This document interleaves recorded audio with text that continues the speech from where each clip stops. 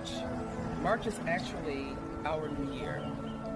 If you think about this and how it relates to menopause, if we allow the powers that be to distort what's really present around us and how nature relates to our nature, then life would be a bit easier when you feel as though you're going through certain transitions during the so-called 12 months.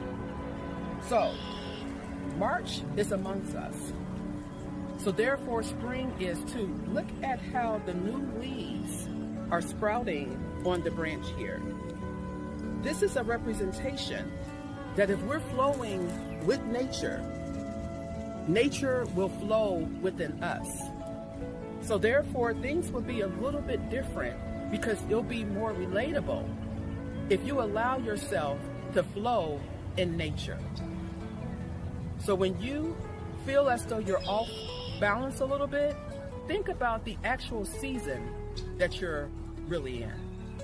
This is Francis for Navigating Life's Uncertainties. Have a blessed day, and please do like and share.